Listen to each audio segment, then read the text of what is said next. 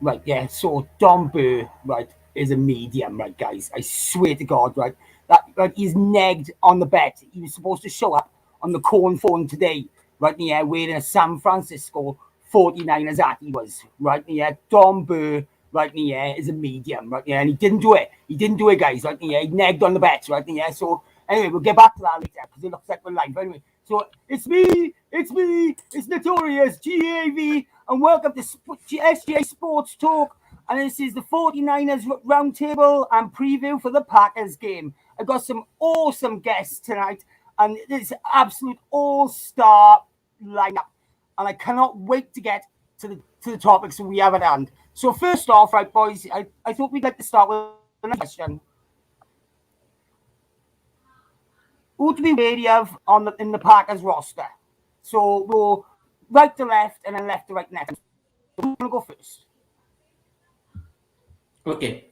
So there is one guy that I really thought that can make a difference on this game. That's their number 85, Robert Tonyan. Because even in the last game, I saw that he scored a touchdown. I mean, he caught one pass for a touchdown. Then he had some moments where he was pretending like he was blocking the oncoming defender, quickly get out. Rodgers would throw just a quick pass, get some yards, get a first down or so. So even last year, I usually do watch Packers a lot, other than 49ers, just due to the fact that Aaron Rodgers is my favorite football player. So Robert Tonyan caught my eye even last year. So I believe he can make a difference in this match. Man, right when I was about to take a sip. Commando. I'm going to go off the board here. I'm going to go Jair Alexander. And the reason is that Deebo Samuel has been well over, I think, like probably 70% of our offense the first two games.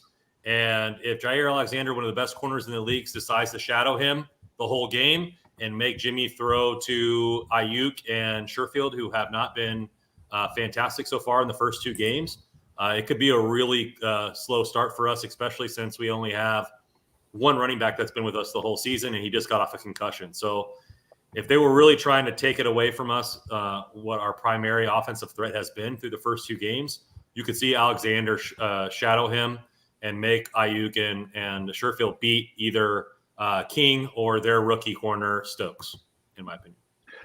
Yeah, and I'm sticking with the secondary. Jair Alexander, phenomenal. But I also like the second-year safety, Darnell Savage. I think that guy's a playmaker. He jumps routes. He's someone who Jimmy G has to be aware of and know where he's at all times. Adrian Amos, the other safety, talented player. He's a veteran.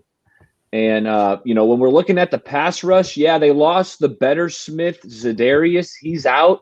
But Preston Smith, he's a darn good pass rusher. So keep your eye out for that. I want to make sure we're blocking Preston Smith. Right, yeah. So who do I think to be wary of on the Packers roster? Aaron Rodgers. I just think he's going to light us up on fire, boys. Right? If we let him, we need to get our pass rush home on him, and we need to make sure that he doesn't roll out of the pocket and hurt us. It's got to be Aaron Rodgers. I mean, he's the MVP last season. I mean, I know he might not be having the best stats during this season so far, but you can't write him off. I mean, it's Aaron Rodgers, guys. I mean, so right then. So my next question: how to stop Aaron Rodgers? Paula, do you want to go first? Yeah, I do. First off, you got to get to him. We got to apply pressure. Nick Bosa, right, and D Ford, these guys got to put the pressure on Aaron Rodgers.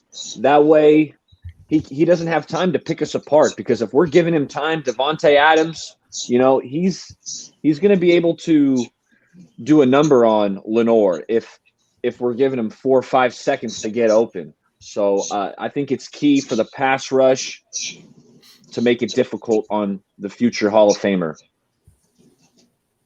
There is a echo. So, Rando, do you want to go next? Yeah, so I just don't think. I mean, D'Amico Ryans isn't going to be able to scheme up anything that Aaron Rodgers hasn't seen before, and so what we're going to have to do is our players are going to have to better their players, and luckily they're down to their third and fourth tackle. Their center is a rookie, even though he's been playing well early this year. Armstead has had a lot of pressures up the middle, and so like getting to the quarterback. And to be honest, I think from the mental aspect, we don't really know where Aaron Rodgers is at, especially with all his turmoil. There's a lot of people who think that he gives up in games because if they're down and he gets hit early, like he did in a couple of the other contests that we were in. From the stuff that I read, if we hit him hard, to hit him early, and we get up at the half by over 2 scores, which maybe not likely, but if we do, then we need to step on their throats and put the game away because we've allowed the last 2 teams to stay around. So I would say 2 things. First thing is, as you already described, the direct way, whoever the left tackle is, Nick Bosa has to dominate, put pressure on Rodgers. Indirect way is that we have to make sure Aaron Jones does not get too many yardage, because we should not leave escape route for Aaron Rodgers, because if he's getting pressure, if he's unable to pass that quick, then we shouldn't let Aaron Jones to run through the middle, because last 2 games we saw that time and time again, Lions and Eagles, they are just running through our middle. So we have to stop that. We should not let Aaron Jones get away and give some free time for Aaron Rodgers to get settled into the game, because if he does that, then he can hurt us in the third quarter, fourth quarter. Rodgers can definitely hurt us if he knows that he has another tool that he can use whenever he is in trouble. OG. Sorry, guys, I'm late. I had to install a kitchen sink, so bear with me. On last question, who am I worried of? Of course, Aaron Rodgers. The reason why I worry about him because of him attacking the corners and him basically, for example, back shouldering the corners, because he's notorious for that. That's what I'm wary of, and that's something I'm going to keep an eye on. How to stop Aaron Rodgers, is all going to come down to the D-line. The D-line is going to have to provide cover for the secondary and put pressure on Rodgers. Right, yeah, nice. Okay. Yeah, so yeah, it's definitely down to the D-line, whether the D-line gets home. Nick Bosa, the last time he played Aaron Rodgers, he absolutely smashed him, so I'm hoping for a repeat of that. I also want to see if Aaron Rodgers rolls out of the pocket, people like Ebicom and Fred Waller spotting him and stopping him. And because if he rolls out of the pocket, that's what he's going to hurt us, I think, the most. Yeah, because he loves to do that. So I think we need to be careful of that as well. And the pass rush definitely needs to go home. Right, so next question. Can our cornerbacks hold Devontae Adams? OG, do you want to go first? Yeah, I don't think our cornerbacks one-on-one can hold Devontae Adams. The only one that came close to that was Sherman. You're going to have to put a safety over to help Lenore if it's true that Lenore is going to go up against Devontae Adams. You can't jam Devontae Adams because, for example, in the NFC Championship game, Sherman tried to do that, and like I told you guys before, Barry Baller and Gavin, is Sherman got cooked when he missed that jam. So that's what I'm wary of Lenore, for example, because he tends to be over-aggressive and he misses the jam. He has demonstrated that in the last couple of games that no one talks about. So basically, you got to put a safety over to help Lenore. And don't be surprised if Kirkpatrick makes an appearance and shadow Devontae Adams or maybe Josh Norman. But as far as Devontae Adams, you can't miss that jam. If you're going to jam him, you better make sure you don't miss. You know, I don't think that you can hold Devontae Adams down. He's going to catch out at least 6 balls, right? And I'm expecting it to be closer to 8 or 10. All right, Devontae Adams, I mean, he's one of the top wide receivers in the NFL for a reason. And what I also expect, fellas, is a lot of quick passes coming out of Aaron Rodgers' hand to try to negate the pass rush, whether it's quick screens to the wide receivers. They're going to get the ball to Adams that way, down the field, maybe on some rollouts where you can try to get Aaron into some space to try to take a shot down the field. What I will say is you want to limit the yardage, all right? Because I know he's going to catch 6, 8, 10 balls, but we don't want him popping off for 150 yards and multiple touchdowns.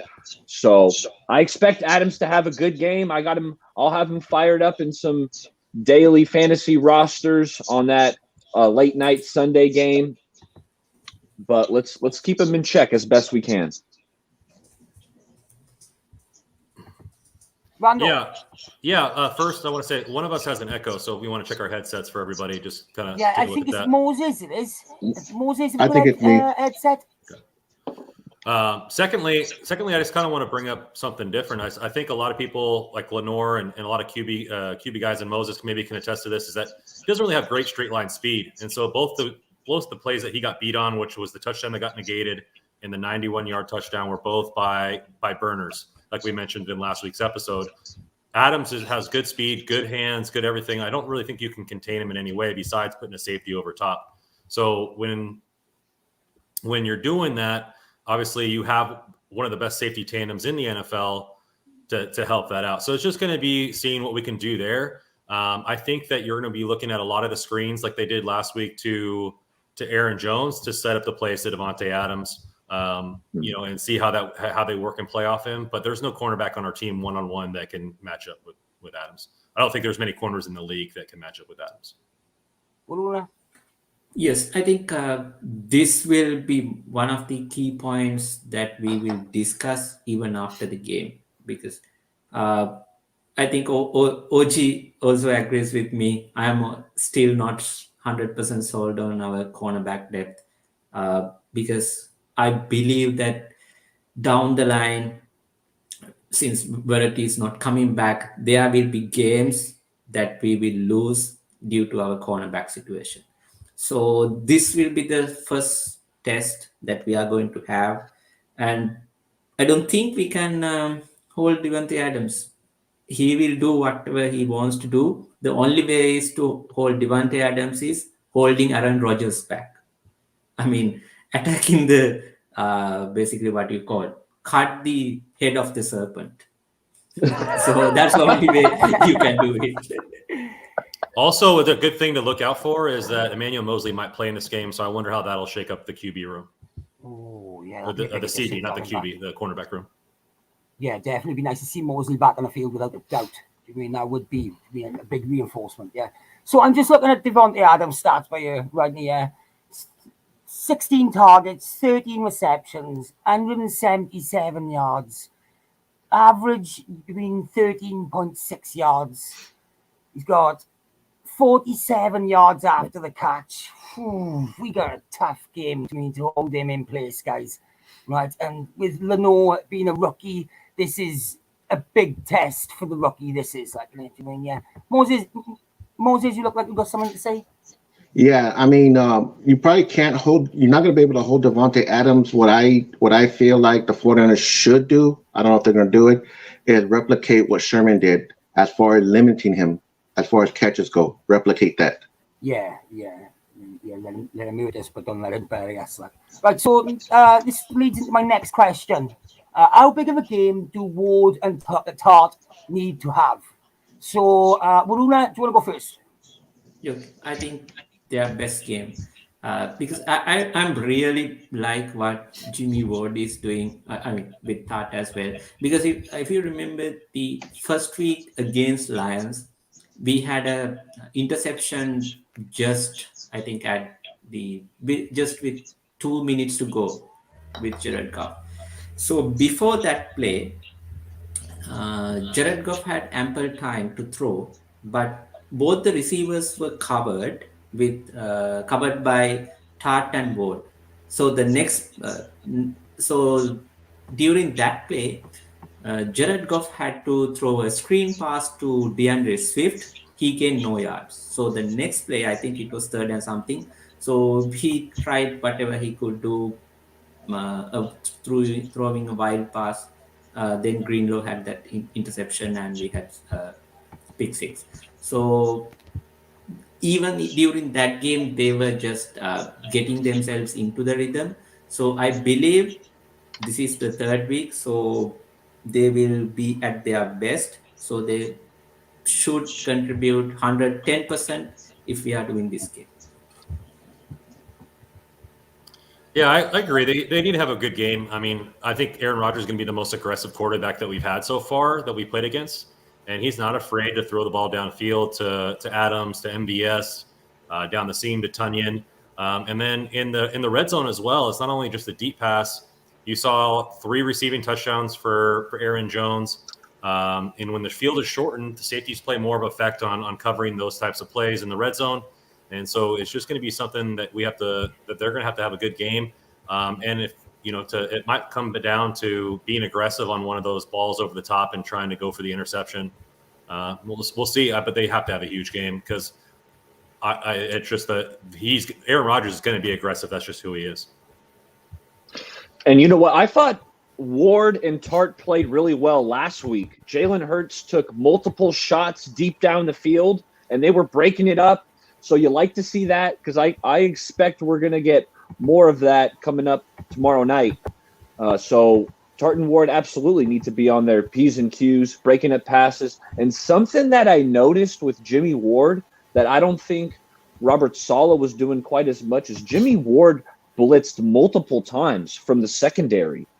So I thought that was something interesting to try to keep the quarterback off balance. You don't know where the pressure's coming. So something to watch. Maybe Jimmy Ward can have a big sack. OG, what's your thoughts? There's only a couple of things that I feel that Ward and Tart need to have as far as the big game goes. As far as the big game, take better angles and making sure tackles because they've been missing a lot and taking bad angles. So they need to correct that, which I feel they're going to do this game. Do you see him helping Lenore in any way? And if so, how? Say that again? Do you see Ward or Tart being ordered to help Lenore in any way? Yeah, I can see Ward over the top to help Lenore out as far as going deep, and maybe even over the middle if Lenore gets beat down the middle. Yeah, so I've been thinking that Ward and Tart have been having stellar games this season so far. The first 2 games, they've been fantastic together. And I think if they keep up this form, and they stay healthy, then it's Pro Bowl for them without a doubt, right? But the thing is, they don't get enough interceptions and stuff like that to deserve a Pro Bowl, but they're just underrated in my opinion. But they're going to have a tough game, and they're going to have to help Lenore. I think. They're going to have to give him help in some shape or form because Devontae Adams is going to go for him. They're going to be targeting him for sure. Probably. Right, so next question. Right, is the 49ers pass rush going to get home? Moses, you go first. Oh, absolutely. With that crowd fired up, my God, that D-line is going to feast on Aaron Rodgers. The only thing they won't. Aaron Rodgers is going to try to neutralize that pass rush, and of course, what Bay Area Ballers said, they're going to do quick passes, do hard counts, whatever. But as far as getting home, heck, oh yeah, definitely. Armstead, Nick Bosa, D Ford, yeah, they're going to be feasting.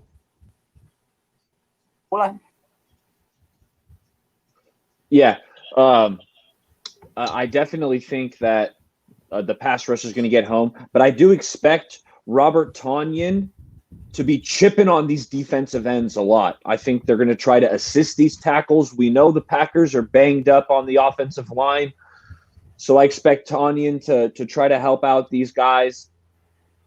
But I would say, yeah, we're going to get sacks. And something I noticed last week when Aaron Rodgers was playing the Lions is Aaron's trying to take care of his body. When there's defenders around him and he's getting crowded in tight spaces and squeezed, he's going down. Almost like, remember how Peyton Manning later in his career didn't want to take the hits? He's going down quick. Rodgers was doing that last week, and that was something that he didn't do early on in his career. He would try to fight through, squeeze out, and break the pocket to make a big play. But as you get older, you have to concede certain things. So he's being conscious about taking hits and going down a little bit easier than I remember. So, yeah, I do expect this defense to get 4 or 5 sacks tomorrow. Oh, nice. Randall.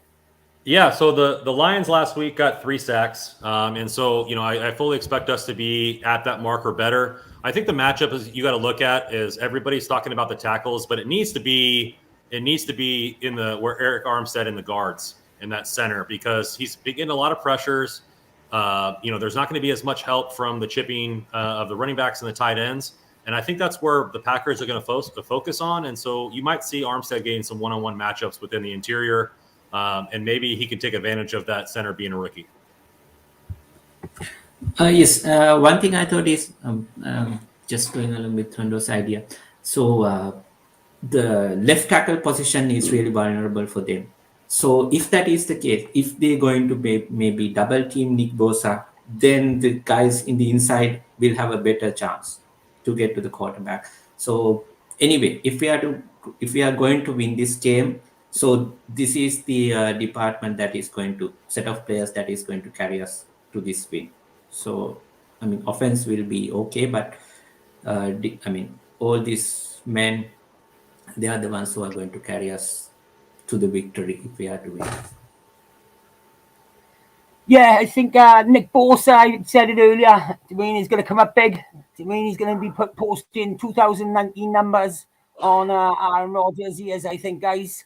I think he's the man of the hour at the moment, and he needs to step up as well. Now, especially with him being one of the better players on the team. But I want to see Armstead moved inside. I do as well, guys. I don't think he's useless as a defensive tackle. But I think he'd be better inside. I think he's a big guy. And maybe somebody like Abercrombie, on the outside setting the edge, because we all know that Armstead can't set the edge. So, but that's what I want to see anyway. Armstead moved inside. Right. So next question. All right. Moses has got a comment. Oh, sorry, Moses. Right. Hey, Gavin, can you bring up that last comment that somebody made on YouTube about chipping the receivers? Yeah, I can. Yeah, check the wide receivers at the line. Check. Right, David McNew says check the wide receivers at the line. Will mess up the timing on the quick slants. That right there, I think you could you could jam the other receivers, you could reroute them, but you really can't do that against Devontae Adams. He's too good for that. If you're gonna chip, for example, like I said, Devontae Adams, if you're gonna jam him, Lenore, for example, needs to make sure he wins that at the line of scrimmage, because if he doesn't, that's basically a wrap, and Ward's gonna have to come and help. Nice. But yeah, so should we move on to the offense? So no, last question on defense. But yeah, how can the 49ers stop Aaron Jones? Is he going to have a good game? Bruna, spit some facts. Yeah. So this is one worry for me, because what's going to happen even if let's say we are going to get pressured into Aaron Rodgers, but if we have an escape route, so this guy will be his escape route. Is there an echo? Yeah, I'll sort that out. Sorry. Okay. So that's my real worry. And again, if you remember the first week against Lions, they were like, what it was the phrase, a knife through the butter. So DeAndre Swift, he was just running through the middle again and again. But I think we adjusted. I think we did a better job against Eagles. But I want this week's to be even better, because we have to make sure that you have to give you should not give any opportunity for Aaron Rodgers to get out of the pressure, the situation. If he's struggling early on with the pass rush, we shouldn't give, let's say, Aaron Jones to pick 10 yards, 20 yards. So then it can come back and hurt us, as I said at the beginning. But I believe we can do this, so it would be interesting. I think we can stop Aaron Jones, and it's a must. Yeah, Aaron Jones is one of the best receiving backs in the league, in my opinion. He runs very good routes. Sometimes you see him take the ball downfield on wheel routes. I've seen multiple 30-yard completions down the field of play where he's making a catch at the catch point. So he's one of the best receiving backs in the game, in my opinion. But where I think the Niners need to shore up is up the middle, like we said. And so you're looking at the Lions game, they did it. The Eagles game, the Lions game, they didn't do it. The Eagles game, they did. They shore up the middle. They made that. And, Kinlaw was a big factor in that with his big body and power. but you're looking at two backs that are a little bit bigger in size. A.J. Dillon more so than Aaron Jones. I mean, I think A.J. Dillon's over 230 pounds. And so, like, using that big body up the middle, could spell some stuff for the Niners if they don't pay attention to that. And then you have the screens to the outside. So there's a lot of stuff that you got to worry about. It all depend on, like we talked about last week with the linebackers against the Lions, they over pursued, right? They were being super aggressive. They over pursued and the cutback lanes were there. They were a little bit more responsible with transitioning those gaps across the line in the second game, in my opinion. So they just got to do that because Aaron Jones can cut back on a dime. He's got decent speed. And then you have the bruiser and A.J. Dillon, who is a very good runner in his own right. I agree with you, Rando. Jones is a really talented running back. But it's like if you load the box, now you're leaving the wide receivers out one-on-one. So it's almost like you want to play two high safeties because you'd rather have Aaron Jones beat you 3, 4, 5 yards at a time as opposed to giving up a chunk play to by Aaron Rodgers. But how can we stop Jones? Just being disciplined with the run fits, right? Everyone know their assignment and tackle well because Jones is a talented player. Moses? I agree with the Bay Area baller and Randall is that as far as the linebackers, they have to stay disciplined. For some reason, Fred Warner and the linebackers, they be getting caught in the wrong gaps, and the offensive linemen been sucking them in. So as far as the linebackers go, they need to take better angles, not get sucked in, stay disciplined. Yes, I've been looking at Aaron Jones' stats. He's only gone for 77 yards, boys. During this season, he's averaging 3.5 yards a carry. His longest run is 9 yards, boys. So, Hey, Gav. You know what I forgot to mention is that with the Packers being depleted along the offensive line, is a good way to counter that is by running the ball. So I do think the Packers are going to make a strong effort to try to establish the run in this game, and it's up to the Niners to stop that. I don't think we're able to stop Aaron Jones, maybe slow him down. The Niners have done a good job on him. Right, so we'll move on to the next question then, boys. Start talking about the offense. Will Trey Lance get more of an opportunity tomorrow? So, Moses, do you want to go first? Yeah, I think Trey Lance will get a shot tomorrow because the Packers are not good at stopping the run. So I expect Trey Lance to come in, run a lot of zone read, do a lot of runs, a lot of quarterback draws. So I expect him to come in and light it up. Paula?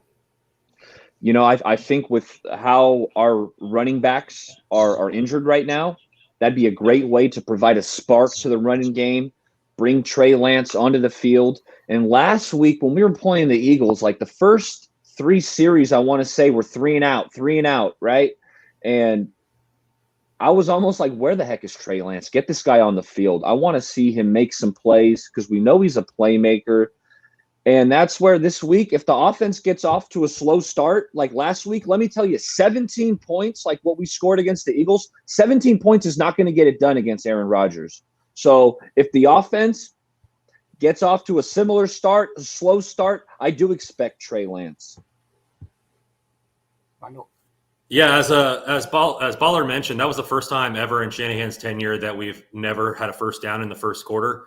And so, that's the kind of thought. I thought our offense was pretty predictable for the most part. A lot of screens, a lot of the same running plays. And maybe that was just me watching it in a packed bar and everything like that. But it was something that I saw. And I really think that when Jimmy is doing his best is when he's able, like against the New Orleans Saints, he's able to open up. He has to throw the football, kind of that 2-minute offense type offense.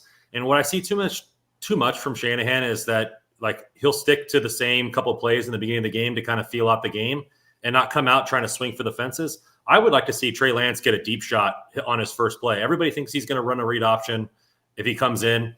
Just tee up a deep shot for him to whoever Jair Alexander is not guarding one-on-one and just go for it. Because what's the worst that happens? He overthrows the guy. It's a 40, 50-yard pick. I mean, at that point, it's a punt. But at least you're keeping the defense off its kilter. And I just want to see some variety coming in from there because not only are we not using our best asset in George Kittle, I think that we're not using Trey Lance to any sort of capacity in either of the first two games. And everybody got excited. I know it was against the Raiders' second team D, but they were at least like using him in a way that he might be used. And the run lanes were wide open for Mozart, especially like you said, Baller, with the fact that their running backs are going to be depleted and like our starter Sermon most likely is going to have 0 career starts. Kerryon Johnson has multiple, ACL tears, and you have other guys that barely been with the team for a couple of weeks. Like it's like having that kind of spark and having the defense have to play for him is important. And I hope that he gets anywhere between 5 to 10 snaps on Sunday. So just going to disagree with everyone. So basically, I don't think he will get that much snaps. Here's the reason. Now, when asked, I think probably a couple of days back, Kyle Shanahan said, I think Grant asked this one, why didn't you bring Trey Lance in? He said, no, because I will only bring a player if I feel like he can contribute in a different way than what we already have. So that was his answer. So basically, it feels like, okay, I'm happy with what Jimmy is bringing onto the table, so I can roll with him. And this is a first big test for us before two NFC West giants. I mean, NFC West powerhouses. So this is a game that we need to give Jimmy G the every opportunity to, play out, build his rhythm more. He played well in the first week, but Lions defense was that good. So last week he struggled. So I think again this week he needs every snap that he can get to build into the next week. So that is where I believe most of the time Lance will not come in. But I have one fear. Let's say Jimmy is going to struggle like first quarter against Eagles. What will this crowd do? Will they start chanting, You'll see Lance chants by the second quarter if we don't have any points on the board. I really hope that will not happen, because then you mess up the entire whatever plan Shanahan had for this season. So I hope for the moment, even I'm a Trey Lance fan, even I'm wearing his jersey, for tomorrow's game, Jimmy will have his best game and Lance be like just somewhere that is forgotten man in the locker room. I don't think feels like yesterday that fans were chanting for Jimmy to get on the field after we had made the trade and we wanted to see Jimmy. Oh, how the tables may have turned. Although I don't think those are mutually exclusive, because you can still have Trey Lance come in for 5 plays and Jimmy can still have a good game. There's no difference, and you're not ruining up. If he has a rhythm going and he's lighting it up and we're up 24 points in the first half, yeah, sure, don't put him in. But I don't foresee that happening. I see that I'm talking about first quarter, like bring him in right away, do some trick plays, throw the ball downfield.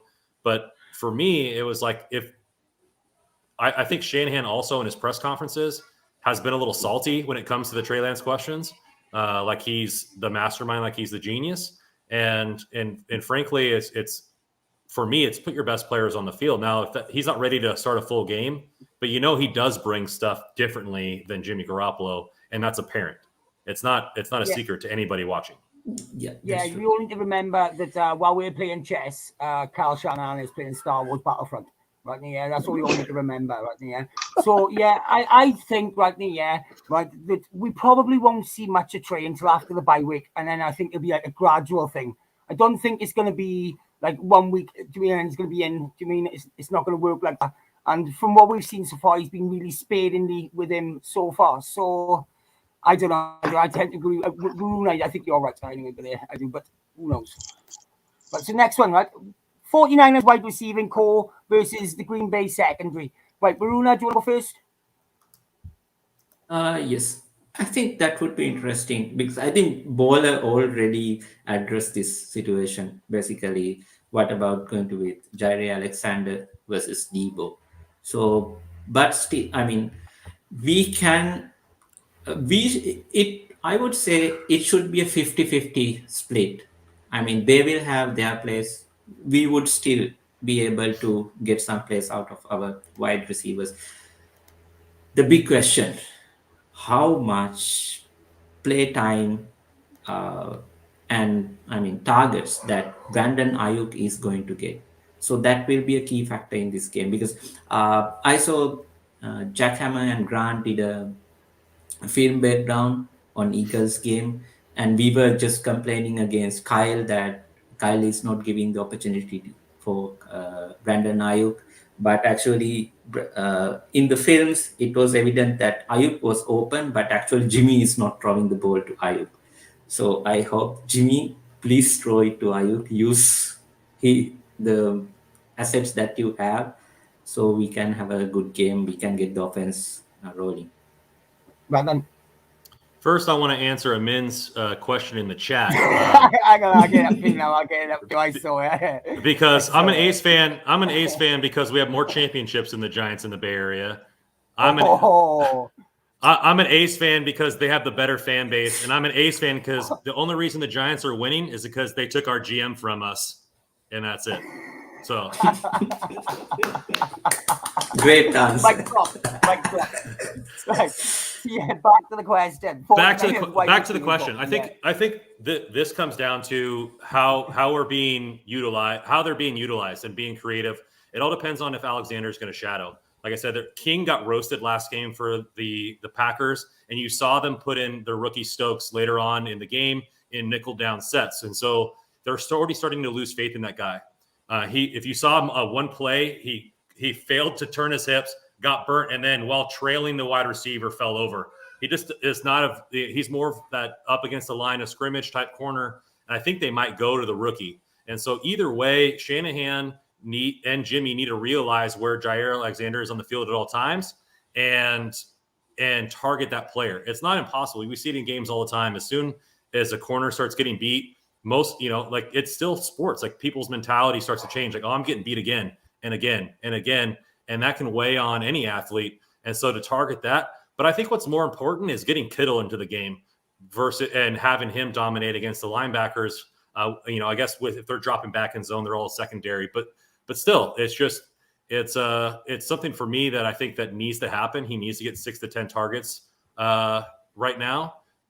This weekend and get him going, because everybody's like, oh, he's a blocking tight end. So what? He's our best offensive talent, and he needs to be catching footballs. And he's messing up everybody's fantasy football as well. He is. Paula, what's your thoughts? Yeah. Well, first off, I can't let that A's comment fly. As a Giants fan, I object to that. I'm more of a what have you done for me lately guy. And correct me if I'm wrong, Rando. Is that last championship you guys have from the Bay Bridge series in '89? Yeah, where we directly beat you one-on-one. When have you ever beat us in the World Series? I wasn't even alive for that. So I'm more of a what have you done? We won. I was getting good. 12, I was getting breast milk. 14. So we got 3 titles that I watched and was able to celebrate. But anyway, let's get back to Niner talk. And when I'm looking at this wide receiver core, it's like Jair Alexander. Where is he going to be? Is he going to be manned up on the receiving yards leader in the NFL, Deebo Samuel? Right? Because if that's the case, I am going to be looking maybe more towards George Kittle. Can George Kittle have a breakout game? Or Brandon Ayuk? Or how about Trent Sherfield? Because it almost feels like Jimmy Garoppolo trusts Trent Sherfield a little bit more. So if Jair's locking up Deebo, I might be looking at Trent Sherfield to have a big game. Moses, what's your thoughts? Believe it or not, guys, I'm going to say this, and you guys probably will disagree with me, but I think Green Bay secondary is not all that. As far as King, horrible footwork. I seen him against the Lions when he got torched. Horrible footwork. That one guy, Alexander, I don't think he's all that what people make it out to seem. I think he is, once you beat him, he is beatable. And I think Deebo Samuel is going to have a big game on him. The only way that the secondary is going to hold the wide receiver core if they bracket Deebo, but somebody else is probably going to have to step up like a Kittle, like a Sherfield. But don't forget the forgotten man, Juwan Jennings, that he's going to be the wild card. Yeah, big time. Juwan Jennings steps up again. It'd be nice to see him get another touchdown. But I think Debo needs to stay at the form that he's at, and he needs to stay healthy. And if he does, then he's going to tear the Green Bay secondary apart. He is, without a doubt. Right. So next question: is the run game vital against the Packers? Moses, do you want to start? Okay. Oh, no. Go ahead, Barry. Go ahead. You know what? If I'm the Packers, I'm taking away the run game. We already know the running back room is injured. I'm going to make Jimmy Garoppolo beat us. That would be my game plan if I was the defensive coordinator of the Packers. That's all I got to say. OG, you take it away. You know what? I think it is very vital, and I think Trey Sermon's going to do a very good job against the Packers. As far as like running the zone reads, going up the tackles. But for short yardage, it's even be more vital, and that's why I got a good feeling about Jaquez. What's his name? Jaquez. Patrick. I've seen him, and I'm gonna tell you like this, guys. I wouldn't be a DB. Want to be a DB tackling him because in my past experience as a DB, I hated tackling big running backs. So Jaquez Patrick should have a good game as well. Randall. Yeah, the run game sets up anything that Shanahan wants to do. That's what his whole offense is based off of. It's based off of the run, outside zone. Obviously, he mixed in power later on in his tenure here at the Niners. But, that sets up everything. And now it all depends on how much he trusts the running backs. Because lately, or ever since I've been watching Shanahan, he seems to think that it's his scheme over the talent. And so I think he'll trust whoever's in the backfield to run the outside zone, and he'll go with the hot hand. I think the Sermon will get the start, but you could never know. I mean, Kerryon Johnson was a good running back before the injuries, and so we see what goes on, and he'll ride the hot hand. I think where our run game needs to be effective is what we do off of it with the play action. I think Barry has said that the Packers know our situation just like we know theirs, and getting Jimmy with some play action passes, giving him. And I think he's been more mobile this season than ever. Maybe he's trusting his ankle and his knee. And why not get him some rollouts, some on purpose rollouts, and let him throw the football? He's looked a little bit more spry. I mean, he tried to run the ball outside the kneel downs 8 times, I think. Some quarterback sneaks. He went for it on 3rd and 1 with a run. And so I think he feels more confident with his legs. Why not set up the pass game with the run game this Sunday? Knowing that the Packers are probably going to be key in there to make the team one-dimensional. Yes, that's a great point, because if Jimmy can contribute in any way with that even 1 yard rushing, that would be added advantage.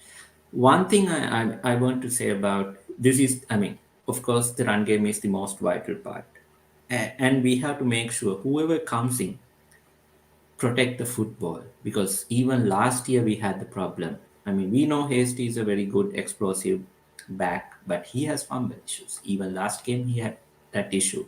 So that's my major worry. It's not whoever is going to come in. Yes, Shanahan has the scheme and they have the talent, and of course, but whether they can be they can protect the football like Raheem Mostert does, or Elijah Mitchell does during last 2 weeks. So that would be one vital factor, because we cannot let our running backs turning over the football in this game. It would be deadly if we do so. Yeah, that's a good point, there. We definitely need to avoid turnovers without a shadow of a doubt.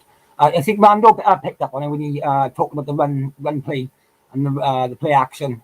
We need the run game for the play action, so it's got to come up big. You know what I mean? And I want to touch on what Moses said as well with the new running back. I'm excited to see what he's got to deliver. If not, maybe give Juice some handoffs. I don't see why we don't give Juice some handoffs. We tried it in the last game, give him one handoff, so maybe that could be an option. Right, so the next topic is, will Kittle be more involved in the offense? Waruna, take us away. Yeah, it's a mystery why he's not. Because the reason is, I'm happy that in one of my fantasy football leagues, I have Travis Kelce. So he's scoring all the points for me. But I would love to see that with Kittle as well. Because I really believe that until he proves that, even being 49er fans, we can't say, okay, Kittle is the best tight end in the NFL. I believe it's Kelsey until Kittle proves otherwise. Because if you remember the Eagles game, we tried a shovel pass, Jimmy to Hasty. He fumbled it, right? But that is a one play. Mahomes and Kelsey execute really well. I have seen them executing it real well. Defenses has no clue. In the red zone, they score. So just wondering why can't we do things like that? Because Kittle has all the ability, as Rando said. So I hope he gets into the game, but maybe let's see. This might be the breakup game, and he continues to keep the same, explosive way through the rest of the year. Well, Runa, while you teeter the line of maybe it's a breakout game, I'm going on the record. Yes, Kittle's having a breakout game on Sunday, and it's because this secondary of the Packers is good. I like Stokes. I like Jair. I think Darnell Savage is good. But you know what? If we can get some mismatches on the linebackers, Devondre Campbell, linebacker for the Packers, he's competent, but he's their best guy. So I think Kittle, this is the week where, maybe Debo doesn't go off for 150 yards like he's been doing, and Kittle takes on a big workload. I expect a breakout game from George. Randall. Yeah, I'm gonna keep going. I'm gonna piggyback on that bad boy, and I think with any good athlete, there has to be plays drawn up for him. If you look at the Chiefs set up Kelsey, the Raiders set up Waller, the Packers set up Devontae Adams. Like Shanahan has not set up Kittle so far this season to be successful, and like most of his depth of target was under 5 yards. Like he needs to set some plays up down the middle of the field. The linebackers are a little soft in this matchup. Like he needs to have his way with the team, and I hope he gets 15 targets this game. I hope they pepper him every which way, because when you're the best player on your team in any sport, you get the ball when it matters. When it's on third down, when it's on second down and long, like you get the ball every time it matters. And he should, and he's not.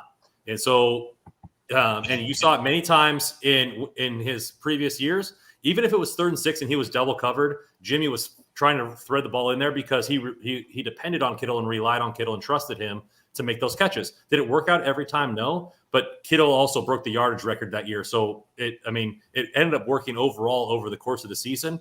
And I know how to drop the hammer, but your tie game is better than mine every day of the week. So I appreciate it. You would have been got it going on. Right, Moses, what's your thoughts on that, buddy? Absolutely. I'm going to piggyback off of everybody, and I'm going to call it like Barry Baller said, Kittle will destroy the secondary. That's my prediction. He'll be more involved because I believe Debo's going to be bracketed, and Kittle's going to go off. I think he's going to shut up everybody, basically. Yeah, I think what I don't want to see, right, is, well, obviously I want to see it, but I don't want to see too much of it. I do like seeing it, but in pancaking defenders, right? Yeah, I love that. But yeah, but we want to see him get more receptions. Yeah, we want to see him down the field a bit more and do a bit more damage, because he's a weapon and he hasn't been used as such in the passing game this season. It's terrible. Kyle Shanahan used Kittle more. All right, so but we're 2-0, Gav. We're 2-0. So what they've been doing has been working, and it's like you still got your ace up your sleeve because you haven't even been using, as you said, our best weapon. Yeah, exactly. I mean, right there. So, right then, let's do this briefly then. Right there, if we've got any sleepers on the Packers, and who should we be cautious about? Moses, do you want to go through it? Be as brief as we can, boys. Yeah, use a name and briefly why. That's a tough one. I want to say the sleeper will be that wide receiver, St. Brown. He has improved as far as like catching for Aaron Rodgers passes. He has improved his route running since the last time we played him. So I believe he's going to be a sleeper. They need to keep an eye on him. Okay. Bowler? Yeah. You know what? I'm keeping my eye on another receiver, and that's Allen Lazard. Another big target. I feel like Rodgers trusts him down the field. Yeah, Lazard, man. He's a big receiver. They got someone might mention, sorry if I stole your guy, but MVS, Marquez Valdez-Scantling, he's another deep threat. But I think Lazard's a better player, so that's the guy who I want the Niners to also keep an eye on. Randall? Yeah, Baller did take my receiver because I like MVS down the field. He's tall and lanky and has that breakaway speed, and none of our cornerbacks match up with him. So it would really put a lot of pressure on the safeties to help up over the top. But I think with what we mentioned with the run game and how loud the stadium's going to be and the adrenaline of all the players, you could look at the linebacking core continue to over pursue in those gaps up the middle. And AJ Dillon is somebody who has that, who is over 230 pounds, who's a bruiser. It can hit that gap really quick, just similar to Trey Sermon, and punish the smaller DBs like Ward and Tart in the secondary with his shoulder, i.e. Derrick Henry light style. So I'm going to stick with Robert Tonyan because he doesn't get too much attention. He's just like a floater. He's there. It feels like sometimes Green Bay has him because you need to have a tight end in the game. Sometimes that's just his job, just block. And if Rodgers feels like, okay, why don't you have a touchdown and that kind of a guy. But I believe he can be involved in this game pretty much because of the situation where Devontae Adams is going to get too much attention from our defense than Aaron Jones. So he might be the guy who have a big game, but I hope not. I was going to say Robert Tonyan as well. You robbed my answer. You did. Guys,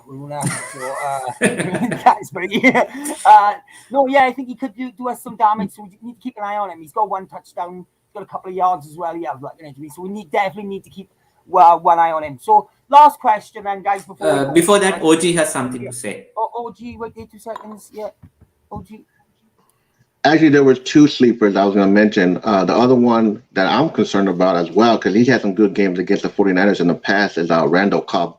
Keep an eye out for him. Yeah. Definitely. But then, so last question then. Wiluna, you can take this one. Take us to the bank with it, buddy. Will the 49er faithful be a factor in this game? Yes, of course. Because I believe during the practice, preseason, there was a one day that 49ers opened the practices for public, right? So there were like 20,000 fans were there just for watch the team practice. So I believe it would be a big factor because the first time they are getting this game. Because there was a fun thing. I believe I told this story to someone because I saw it on the TV before the charge. I can't remember which game. Maybe it was the Chargers game or something else. The preseason game happened in Levi's Stadium. There was one fan who was tailgating. He arrived there at 4 a.m. in the morning. So he was that excited. So I believe all the fans are that much excited. So this might be the 12th man or whatever brings us home. Randall. Yeah, I don't want to steal any terms from Seattle, but I think it's going to be something that's going to be inevitable. I mean, they're going to be really loud. They're going to be obnoxious, and it's a big momentum shifter. If you look at a lot of players mentioned it when there was no fans, and like say a big play happened against you. It was hard to get the momentum back, and the crowd can definitely factor into that with being loud, being obnoxious, and then getting behind you when your spirits are down. They can be that person like whispering in your ear, like, man, like, hey, we still got this, like we still got a chance. And the faithful can do that a lot, for the 49ers. And it was apparent for a lot of people, including me, even on television, that it just seemed like a lot of athletes were having hard times getting back into games without their fan base. And so I think it'll play a big factor. The faithful will absolutely be a factor in this game, but I want to take this time to encourage the fan base who's at the game to be loud, because I'm good for 2 or 3 games a year to get out to Levi's. And let me tell you, I'm the loudest guy in my section every time. I want the fan base to step it up a notch. Let's get loud.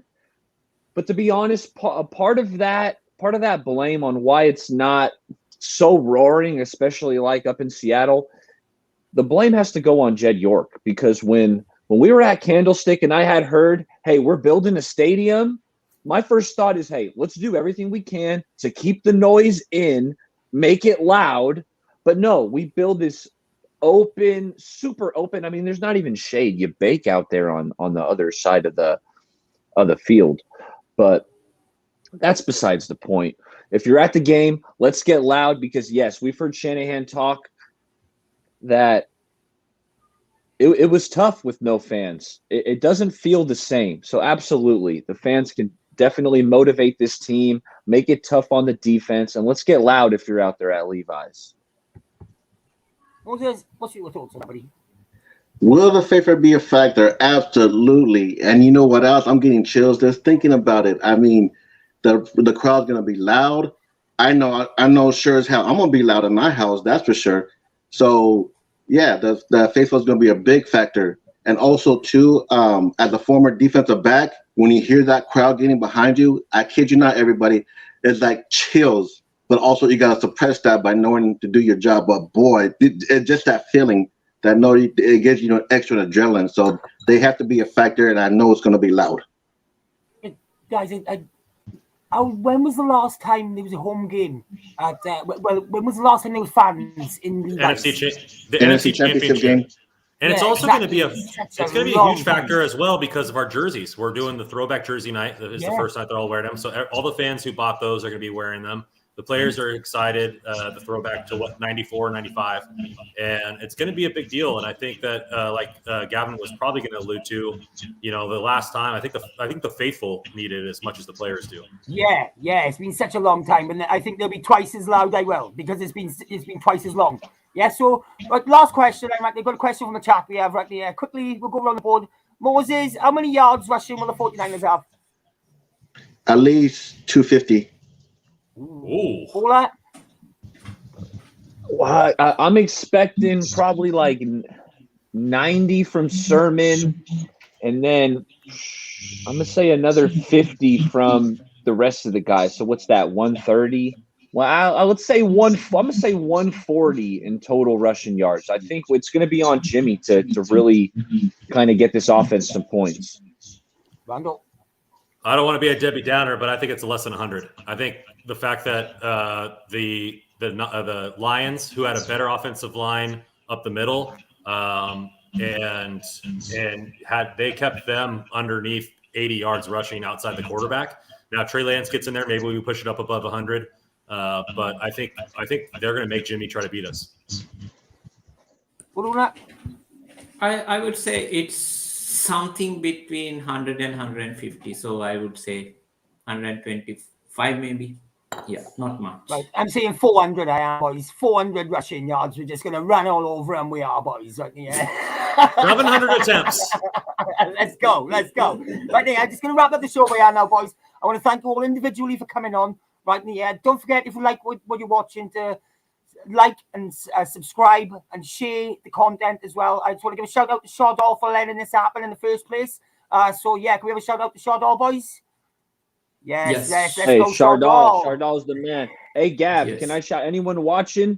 I got to get my subs up. I'm approaching 500 subs. So if you're watching this and you're not subbed to Bay Area Baller 18, make sure you go check out my channel. Everyone's details are in the description, including Bay Area Baller's YouTube channel, right? And everyone's Twitter as well, right? Yeah. So, next time, Rando, next time we come on, you can send me a link for the Genuine Draft Sports podcast as well, because I'll put it in the description. I will next time, right? Yeah. So, do you want to give that a plug before we go?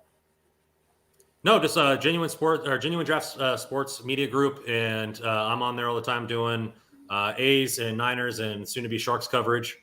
So we're doing a bunch of different stuff, like we did a rugby podcast for the California Rugby League, and so it's going to be awesome. We're doing a little bit of all the Bay Area sports on there, so check us out wherever podcasts are out, and then we'll soon be on YouTube as well. Genuine Draft _SF. Right, the top guys. Right, yeah. Thank you very much, boys. Right, bye. Appreciate it. Okay. Thank you very much.